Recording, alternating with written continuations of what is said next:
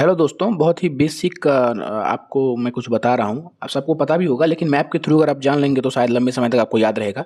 विश्व में लगभग 5 महासागर है, जिसको इंग्लिश में ओशन बोलते हैं। सबसे बड़ा और सबसे गहरा जो महासागर है वो पैसिफिक ओशन है, जिसको हिंदी में प्रशांत महासागर कहते हैं। दूसरे नंबर पे जो है वो अटलांटिक है। तीसरे नंबर पे इंडियन ओशन है। चौथे नंबर पे जो है वो सदर्न ओशन है, जिसको हिंदी में आप कह सकते हैं दक्षिणी महासागर। और पाँचवें नंबर पे आर्कटिक ओशन है।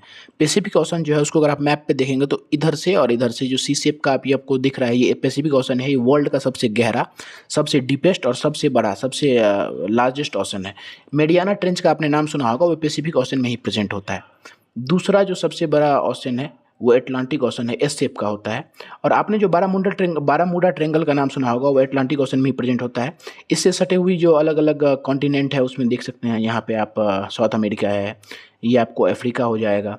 तीसरा जो सबसे बड़ा ओशन है वो इंडियन ओशन है, जिसको हिंदी में हिंद महासागर कहते हैं। पहला कोई ऐसा महासागर है जो किसी देश के नाम से है, ये भारत के ही नाम से है, तो हम लोग के लिए गर्व की बात है। इंडियन ओशन के साथ जो सटा हुआ अलग अलग कॉन्टिनेंट है उसमें एशिया है, ये अफ्रीका है और ये ऑस्ट्रेलिया है। उसके बाद जो चौथे नंबर पे है वो सदर्न ओशन है, जो आप देख सकते हैं बगल में, यहाँ एंटार्कटिका कॉन्टिनेंट है। एंटार्कटिका हमेशा बर्फ से ढकी हुई रहती है, इसलिए ये सदर्न ओशन भी बहुत ज़्यादा ठंडा होता है। पांचवा जो सबसे छोटा ओशन है, जिसको आर्कटिक ओशन कहते हैं, आर्कटिक ओशन आप यहाँ